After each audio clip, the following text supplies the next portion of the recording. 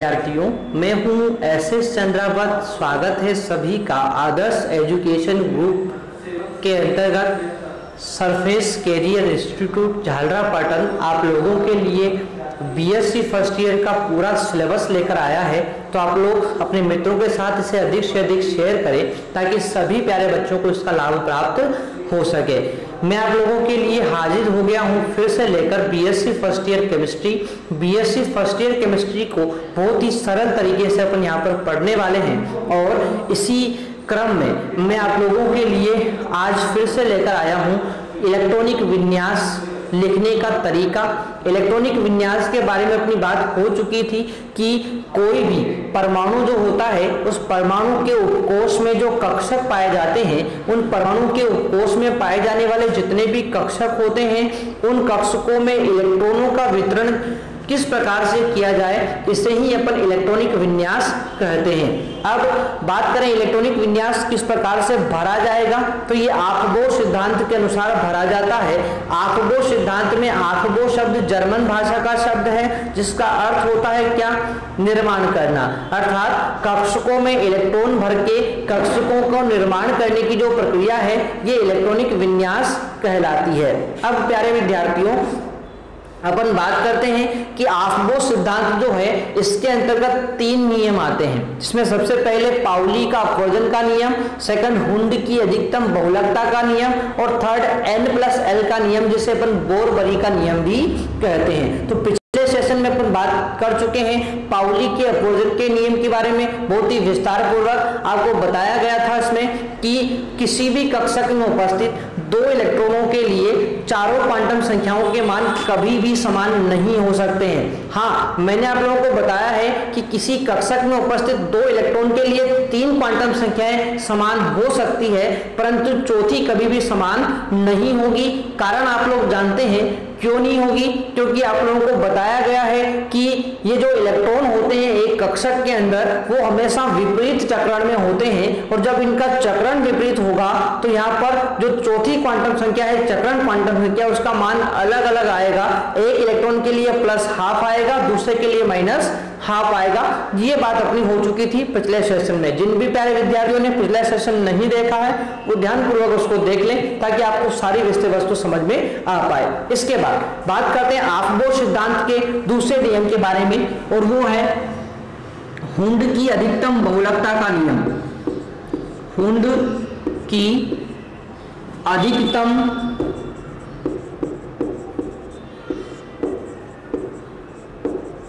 बहुलकता का नियम। हुंड की अधिकतम बहुलकता का नियम, इसके बारे में अपन यहां पर बात करने वाले हैं प्यारे विद्यार्थियों। अब देखो, हुंड की अधिकतम बहुलकता का नियम बोलता है कि किसी भी कक्षक में जब इलेक्ट्रॉन भरे जाएंगे तो पहले वो एकल रूप में भरे जाते हैं, अर्थात पहले एक एक इलेक्ट्रॉन भरे जाएंगे और बाद में उनका युग्मन शुरू होगा। अब देखो प्यारे विद्यार्थियों, मैं आपको बताता हूं यहाँ पर उदाहरण सहित। देखो अपन बात करते हैं, जैसे अपने पास पी कक्षक है। पी कक्षक आपको पता है 3 प्रकार के होते हैं, px है, py है और pz है। ठीक है, अब आप लोगों को यहाँ पर मान लेते हैं पी कक्षक में अपन को कितने इलेक्ट्रॉन भरने हैं, 5 इलेक्ट्रॉन भरने हैं। तो हुंड के नियम के अनुसार हुंड क्या बोलते हैं कि यदि आपको इलेक्ट्रॉन भरने हैं कक्षकों के अंदर तो इलेक्ट्रॉन पहले एकल क्रम में भरे जाएंगे। एकल क्रम में मतलब पहले एक एक इलेक्ट्रॉन यहां पर भरे जाएंगे, यानी कि 5 इलेक्ट्रॉन भरने हैं तो पहले एक इलेक्ट्रॉन इसमें आएगा, फिर एक इलेक्ट्रॉन इस कक्षक में आएगा, फिर एक इलेक्ट्रॉन इस कक्षक में आएगा। ठीक है, तो पहले एक एक इलेक्ट्रॉन यहां पर भरे जाएंगे। इसके बाद अब आगे आने वाला जो इलेक्ट्रॉन होगा, जब पूरी तरह से एक एक इलेक्ट्रॉन सभी कक्षकों में आ चुका होगा, इसके बाद नेक्स्ट इलेक्ट्रॉन जो आएगा वो वापस स्टार्टिंग से आएगा और स्टार्टिंग वाले कक्षक में उसका क्या हो जाएगा, युग्मन हो जाएगा, अर्थात वो जोड़े के रूप में यहाँ पर आ जाएगा। तो इसके पास से कितने इलेक्ट्रॉन भर चुके हैं, 4 तो भर चुके हैं, 5वां इलेक्ट्रॉन अपन ने यहाँ पर भर दिया है। ठीक है, तो यहां तक की बात सभी को समझ में आ गई। एक बार मैं फिर वापस बताता हूं आप लोगों को। जैसे मान लेते हैं P नहीं, अपन को D कक्षक के अंदर इलेक्ट्रॉन भरने हैं। आपको पता है 5 प्रकार के D कक्षक होते हैं, ठीक है। D कक्षक में आपको इलेक्ट्रॉन भरने हैं और मान लेते हैं आपको D कक्षक में भरने हैं 8 इलेक्ट्रॉन। कितने इलेक्ट्रॉन भरने हैं? 8 इलेक्ट्रॉन। अब ये आपके हुंड क्या बोलते हैं? हुंड बोलते हैं कि 8 इलेक्ट्रॉन जो भरे जाएंगे ना, तो इससे इस प्रकार से इनको भरा जाएगा कि पहले एक एक इलेक्ट्रॉन सभी कक्षकों में आएगा। जैसे कि 8 में से पहला यहाँ पर आ गया, दूसरा, तीसरा, चौथा और 5वां इलेक्ट्रॉन यहाँ पर आ गया। अब छठा इलेक्ट्रॉन जो आएगा वो उसका क्या होगा? पहले वाले कक्षक में वापस युग्मन होगा, ये 7वां और ये 8वां। तो इस प्रकार से अपन क्या करते हैं, यहाँ पर इलेक्ट्रॉन भरते हैं किसमें? इस P व D कक्षकों में। अब आप लोगों को एक बात ध्यान रखनी है कि यह नियम केवल P और D, P, D और F कक्षकों में ही लागू होता है। S कक्षक में ये लागू नहीं होता, क्योंकि वहां पर तो एक ही कक्षक होता है, तो वहां पर एक इलेक्ट्रॉन आ जाएगा, उसके बाद युग्मन भी वहीं पर हो जाता है, ठीक है। तो ये था अपना हुंड का अधिकतम बहुलकता का नियम, ठीक है। तो ये मैं आपको यहां पर लिखा देता हूं, ध्यानपूर्वक आप लोग नोट्स भी साथ साथ बनाते चलेंगे, ठीक है। इसके अनुसार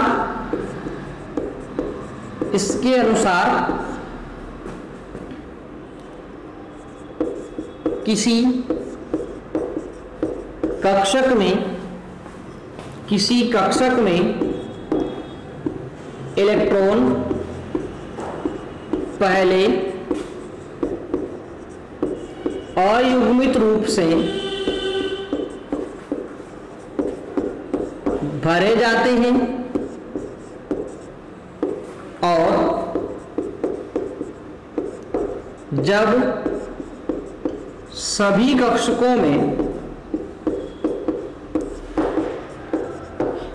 एक एक इलेक्ट्रॉन आ जाते हैं, एक एक इलेक्ट्रॉन आ जाते हैं, तो फिर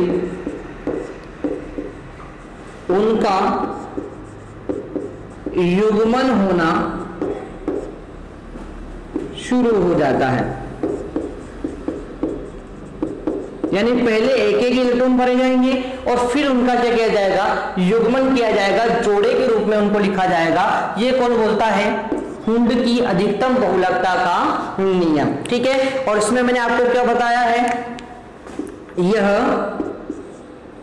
S कक्षक पर लागू नहीं होता है, यह S कक्षक पर लागू नहीं होता है, ठीक है। अर्थात केवल P, D और F कक्षकों पर यह लागू होता है, जैसे मैंने आपको यहाँ पर उदाहरण बता दिया है, ठीक है प्यारे बच्चों। तो ये था अपना हुंड की अधिकतम बहुलकता का नियम।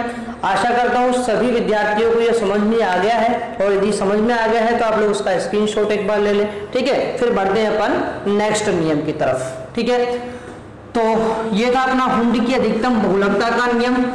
नेक्स्ट बात करते हैं अपन, और आफबो सिद्धांत के अंतर्गत थर्ड और सबसे लास्ट नियम जो आता है वो है प्यारे विद्यार्थियों कौन सा? तो वो है अपना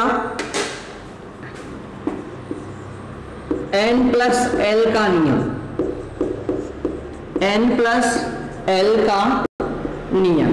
अब देखो ये नियम क्या है, इसके बारे में मैं आप लोगों से चर्चा करता हूं। देखो N+L का नियम जो होता है, ये नियम बोलता है कि उन कक्षकों में इलेक्ट्रॉन पहले भरे जाएंगे। देखो एक बात मैं आपको बता दूं सबसे पहले तो, कि यहाँ पर N क्या है? N यहाँ पर है मुख्य क्वांटम संख्या। N क्या है? मुख्य क्वांटम संख्या है, ठीक है। और L क्या है? तो ये समझ ही गए होंगे अब, ये द्विगंशी क्वांटम संख्या है, ठीक है, द्विगंशी क्वांटम संख्या है, ठीक है। अब देखो ये मुख्य क्वांटम संख्या, ये द्विगंशी क्वांटम संख्या।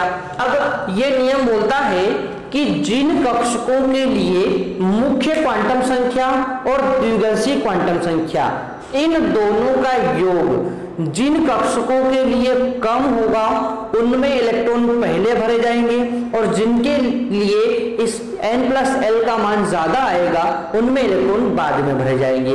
ऐसा क्यों हो रहा है सर? तो देखो इसका कारण है क्योंकि जिन कक्षकों के लिए n+l का मान कम आता है उनकी ऊर्जा भी कम होती है ना, इसलिए उनमें इलेक्ट्रॉन कहाँ भरे जाएंगे? पहले भरे जाएंगे। और जिन कक्षकों के लिए n+l का मान ज्यादा होता है उनकी ऊर्जा जो होती है प्यारे विद्यार्थियों वो ज्यादा होती है, इसलिए उनमें इलेक्ट्रॉन बाद में भरे जाते हैं। कि हमेशा इलेक्ट्रॉन जो भरे जाएंगे वो ऊर्जा के बढ़ते क्रम में भरे जाते हैं। पहले कम ऊर्जा वाले कक्षक में इलेक्ट्रॉन भरे जाएंगे, उसके बाद अधिक ऊर्जा वाले कक्षक में इलेक्ट्रॉन भरे जाते हैं। ठीक है ना। तो प्यारे विद्यार्थियों अपन ने बात कर ली है यहाँ पर n+l का नियम क्या है। ठीक है, तो देखो n+l का नियम बोलता है, लिख देता हूं मैं, इसके अनुसार जिन कक्षकों के लिए n+l का मान कम होता है उनमें इलेक्ट्रॉन पहले भरे जाते हैं और जिनके लिए n+l का मान अधिक होता है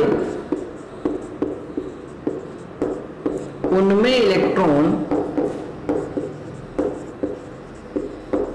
बाद में भरे जाते हैं। ठीक है, जैसे उदाहरण आप लोगों को मैं यहां पर देता हूं। जैसे मैंने आपको दे दिया है कि एक तो कक्षक है अपने पास 3D और एक है अपने पास कक्षक, चलो मैं आपको यहां पर थोड़ा सा सिंपल सा उदाहरण देता हूं। ये तो 4s है और एक है अपने पास कौन सा, मान लेते हैं 5p कक्षक है। ठीक है ना। अब किसमें इलेक्ट्रॉन पहले भरे जाएंगे, इन दोनों के बारे में बात करते हैं। ठीक है, तो देखो 4s कक्षक के लिए n का मान बताना है अपन को, मैंने आपको निकालना बता रखा है। 4s कक्षक लिखा हुआ है, इसका मतलब जो आगे चीज दी हुई ना आप लोगों को, जो आगे अंक दिया हुआ है ये ही n का मान होता है, मुख्य क्वांटम संख्या का मान होता है। तो n का मान कितना हो जाएगा यहाँ पर 4 हो जाएगा। ठीक है, n का मान कितना हो जाएगा यहाँ पर 4 हो जाएगा। ठीक है, और L के बारे में बात करते हैं अपन, तो L क्या होता है, द्विगंशी क्वांटम संख्या। मैंने आपको बताया हुआ है कि S कक्षक के लिए द्विगंशी क्वांटम संख्या 0 होती है, P के लिए 1 होती है, D के लिए 2 होती है और F के लिए 3 होती है। तो यहाँ पर S के लिए द्विगंशी क्वांटम संख्या का मान क्या आएगा 0। इन दोनों का अपन ने योग किया तो कितना आ गया 4 के पास आ गया है। वैसे ही अपन 5p की बात करते हैं तो यहाँ पर n का मान कितना हो जाएगा 5 और l का मान कितना हो जाएगा 1, तो टोटल कितना आ गया है 6। अब देखो कहां पर n+l का मान ज्यादा आ रहा है, इन दोनों में कहां पर n+l का मान ज्यादा है, आपका इस 5p में n+l का मान ज्यादा है, यहां पर n+l का मान क्या है कम है। तो पहले इलेक्ट्रॉन कहां आएंगे, पहले जो इलेक्ट्रॉन आएंगे पहले इलेक्ट्रॉन भरे जाएंगे किसमें 4s में, क्योंकि n+l का मान क्या है कम है प्यारे विद्यार्थियों, और यहाँ पर n+l का मान ज्यादा है तो यहाँ पर बाद में इलेक्ट्रॉन भरे जाएंगे। ठीक है, तो ये बात हुई किसकी n+l के बारे में बात। ठीक है, अब ये तो हो गया उदाहरण, आप लोगों को सभी को समझ में आ गया होगा। अब आप लोगों के मन में एक क्वेश्चन बनेगा कि सर मान लेते हैं यदि कोई 2 कक्षक ऐसे आ जाएं जिनमें n+l का मान समान आ जाए, फिर क्या करेंगे। तो देखो प्यारे विद्यार्थियों, ये जो नियम बोलता है ये बोलता है कि यदि किन्हीं 2 कक्षकों के लिए n+l का मान समान आ जाता है तो फिर उस कक्षक में इलेक्ट्रॉन भरे जाएंगे जिसमें n का मान क्या हो कम हो। ठीक है, तो मैं उदाहरण आपको देता हूं यहां पर, देखो यार, जैसे आपको दे रखा है 3s और 2p, ये आपको दे रखे हैं 3s और 2p 2 कक्षक है। क्वेश्चन दिया हुआ है कि इनमें से किसमें इलेक्ट्रॉन पहले भरे जाएंगे। तो देखो प्यारे विद्यार्थियों, यहां पर n का मान कितना है 3 है, s या s के लिए l का मान कितना होता है 0, योग कितना आ रहा है 3 आ रहा है। यहाँ पर देखो n का मान कितना है 2 है और l का मान कितना है 1 है, टोटल करेंगे तो यहाँ पर भी कितना आ रहा है 3। अब देखो ये प्रॉब्लम अपने सामने आ गई कि भाई n प्लस l का मान इसके लिए भी 3 है, इसके लिए भी कितना है 3 है। तो ये नियम क्या बोलता है कि जिस कक्षक के लिए n का मान कम होगा उसमें इलेक्ट्रॉन पहले भरे जाएंगे। तो यहाँ पर देखो इन दोनों में से n का मान कहाँ पर कम है, यहाँ पर 2 है और यहाँ पर कितना है 3 है, तो इलेक्ट्रॉन कहाँ भरे जाएंगे, पहले इलेक्ट्रॉन भरे जाएंगे इसमें और बाद में इलेक्ट्रॉन भरे जाएंगे इसमें। ठीक है, तो इस प्रकार से आप लोग यहां पर बता सकते हो। मैं लाइन यहां पर ऐड कर देता हूं, यदि दो कक्षकों के लिए n प्लस l का मान समान हो तो उसमें इलेक्ट्रॉन पहले भरे जाएंगे जिसके लिए n का मान कम होता है।